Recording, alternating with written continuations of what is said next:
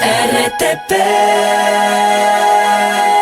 Tenemos a el economista Marco Flores, ex ministro de Finanzas, con el tema ¿cuándo se da una liquidación forzada dentro de una cooperativa de ahorro y crédito? Ahora que han cerrado una cooperativa en Cuenca, perdón. Cuenca. Bienvenido, economista Flores. Una gran mañana. Cuéntenos. Buenos días, mucho gusto, un saludo cordial para todos ustedes, a la orden. Bueno, el contexto es las quiebras de las cooperativas. ¿Cómo ve este tema debido a la importancia de la que quebró? Cuéntenos un poco cuál es su visión, economista, en esta materia. En el Ecuador han quebrado más de 200 cooperativas, o se han fusionado o simplemente han salido del mercado. Creo que el Ecuador es campeón del mundo en quiebras de cooperativas. Y lo que ocurre no es ninguna novedad en términos de lo que ha ocurrido en el pasado. Lo que es importante, como las cooperativas no le pertenecen a nadie, no tienen accionistas, sino que tienen cooperados. Entonces, lo importante es que la Superintendencia de Economía Popular y Solidaria extreme los cuidados en cuanto a los controles que debe tener, a las regulaciones que debe implementar, para que no se le perjudique a la gente. En el pasado sí se le ha perjudicado a la gente, algunos han sido rescatados con el seguro de depósitos, COSEDE, pero esa no puede ser una práctica.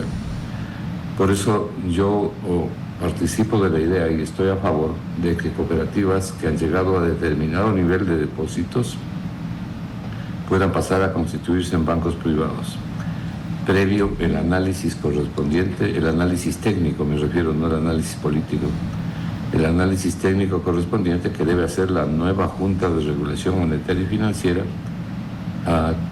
en la que acaba de crear la nueva ley fusionando las dos actuales. ¿Por qué?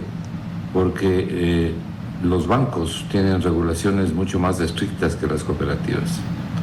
Y entonces, una cooperativa que alcanza un cierto nivel de depósitos muy alto, previo a los informes que le estoy señalando, entonces es correcto que se considere que pase a ser un banco privado para que se implementen controles propios de los bancos, que no son los mismos de las cooperativas.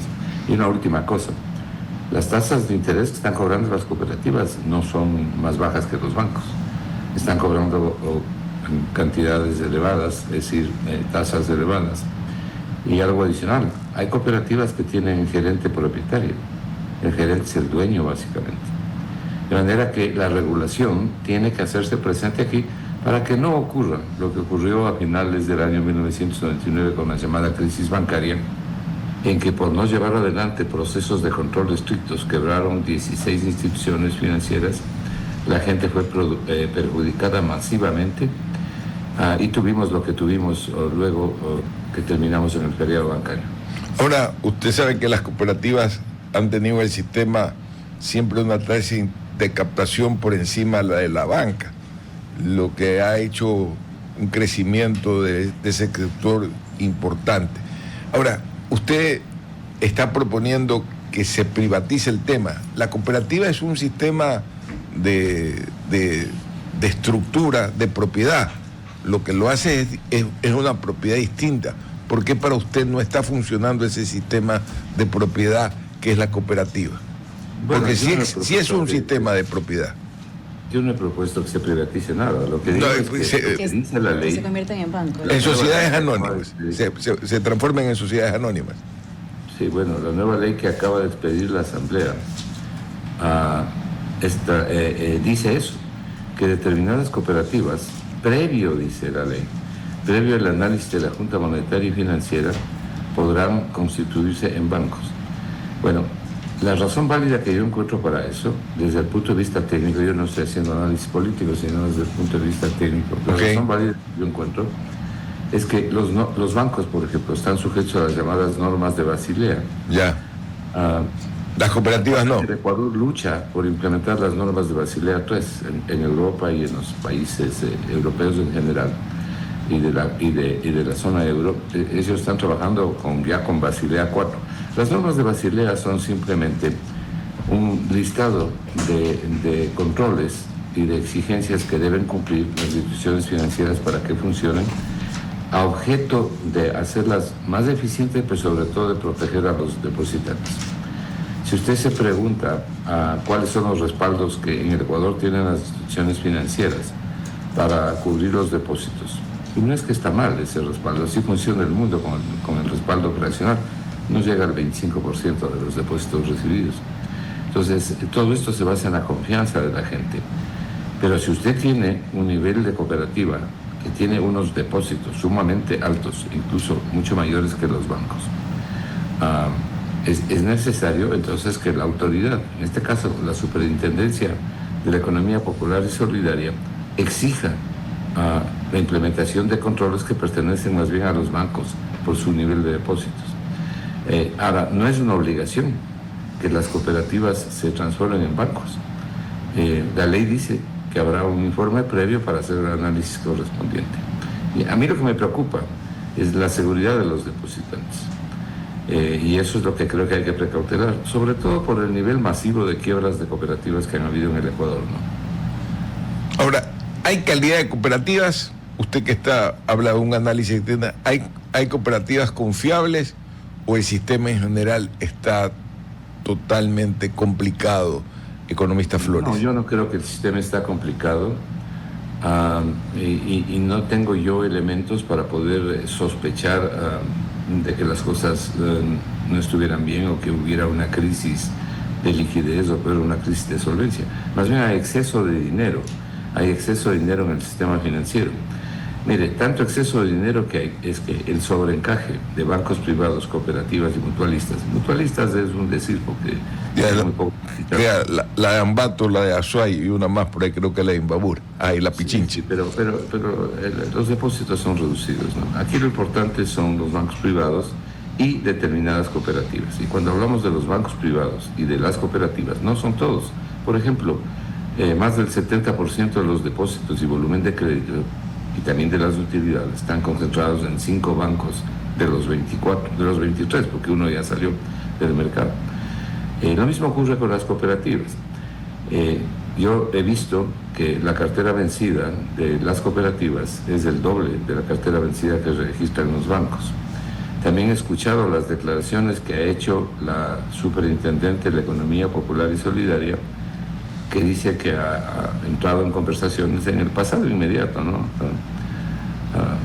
Hace unos pocos meses, con las autoridades económicas, o sea, el ministro de Finanzas, el gerente del Banco Central, en fin, para implementar mayores y mejores controles sobre las cooperativas. Ahí hay un punto fundamental, señor Sonnenhauser. Tras de las cooperativas, la única respuesta que hay para cubrir los depósitos de los clientes, de los depositantes, es la liquidez que puedan tener las cooperativas, el fondo de liquidez y el COSED, porque como le dije ya al principio, nadie es dueño de nada, no hay accionistas. Economista Flores, me gustaría profundizar justamente ese último punto y hablar de la devolución que va a existir después de este quiebre que ocurrió en la cooperativa CREA en Cuenca. Entiendo que los fondos del COSEDE van a cubrir un capital a los depositantes hasta un máximo de $32.000 aproximadamente. Y quienes tengan tuvieran un capital depositado en esa entidad mayor a esos $30.000, tienen que, entre comillas, esperar a que haya un proceso de liquidación de activos para que posteriormente puedan recibir, esa diferencia que les faltaría para poder completar todos sus depósitos. O sea, en pocas palabras, esos depositantes tienen esa garantía de seguro, pero dependiendo de cada caso van a tener que esperar más o menos días o meses, incluso años, algunos se hablan, pero para aquellos que tienen esos depósitos hasta máximo $32.000, ¿cuál es el proceso a seguir? Y un poco que nos explique qué podrían esperar los ciudadanos que tenían sus depósitos en esta cooperativa. Usted tiene toda la razón, lo que usted ha dicho es absolutamente correcto. El seguro de depósitos les va a cubrir aproximadamente hasta $32.000 de manera prácticamente inmediata, es decir, una vez que se realicen los trámites de rigor de saber cuántos son, qué prioridades se dan en cuanto a los pagos, si comienzan con los adultos mayores, en fin, bueno. Pero para eso es el seguro de depósitos. Lo primero que hay que hacer es cuánto tiene en caja la cooperativa que quebró. Seguramente no tiene mayor cosa en caja o no tiene nada. Pero si tiene algo, es lo primero que se utiliza. ¿Qué pasa con las personas que tienen o tuvieron depósitos mayores? Tienen que ponerse en una larga y tediosa lista de espera, porque a esos no les cubre el seguro, sino hasta 32,000. Pero si alguien tiene $80,000 y le van a cubrir 32,000, ¿qué pasa con los 48,000? Tiene que ponerse en esta larga espera y en la lista hasta que se vendan los activos de las cooperativas para que se distribuya la plata de acuerdo a las prioridades que establece el liquidador, un liquidador que tiene que nombrar la Superintendencia de la Economía Popular y Solidaria. Y ese es el trámite del procedimiento. Yo le quiero hacer notar a ustedes lo siguiente, porque este no es un tema menor. Yo he visto que algunos colegas míos incluso y algunas personas que conozco han alzado sus voces en contra de la posibilidad de que ciertas cooperativas, no todas, se transformen en bancos. Y han alegado una serie de razones, están en su derecho. Pero yo lo que creo es que fundamentalmente hay que cuidar la seguridad de los depositantes. Mire, cuando ocurrió la crisis bancaria, que fue el resultado básicamente de la desregulación que se llevó en los años previos, a partir del año 92, la desregulación de las instituciones financieras, se les quitaron los controles. Bueno, el grave pecado de los bancos fueron los créditos vinculados. Los accionistas, los gerentes de los bancos que quebraron, se daban crédito ellos mismos. Y el responsable de crédito era el conserje del banco. Ellos se daban créditos por 2 millones, 3 millones o lo que sea. Y las personas que habían firmado los documentos eran Juan Piguave. Entonces, ¿qué hacían después? Castigaban la cartera y el banco perdía la plata. Entonces vino en auxilio el Estado ecuatoriano. ¿Cuáles fueron los informes previos de los bancos que quebraron, que presentó la Superintendencia de Bancos?